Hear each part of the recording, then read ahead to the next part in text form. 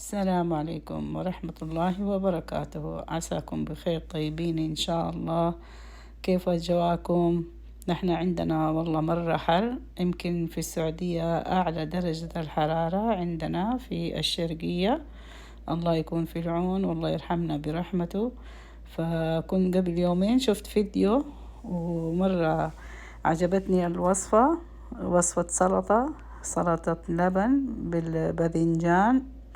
فسويت ومرة كانت لذيذة السلطة دي، فقلت خليني أشارك وصفتها معاكم.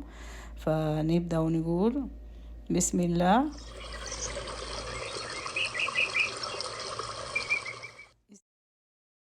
أخذنا باذنجان حبة وقليناه في الزيت. اللي بيسوي دايت ممكن يحمروا الباذنجان في اير فراير، فتنفعهم الوصفة دي. فبعد ما نقلي الباذنجان نحطهم على جنب، وناخد حبتين خيار ونصفيه من الموية مظبوط مع خس، وبعدين حطينا عليه كزبرة وتوم ولبن وشوية فلفل أسود وملح. اللبن كوب وخس كمان أخدناه كوب. مهم جدا إنه تصفوا الخيار والخس من الموية. فدحين أخدنا صينية التقديم وحطينا عليها شوية خس في الأطراف عشان نزينها، وبعدين صبينا عليه اللبن ورشة سماق، وبعدين نحط عليه الباذنجان المقلي، وبعدين نزينه بالرمان. أنا مرة أحب الرمان في كل شيء، يعطينا طعم في الأكل مرة رهيب، طعمه يعني رهيب مرة.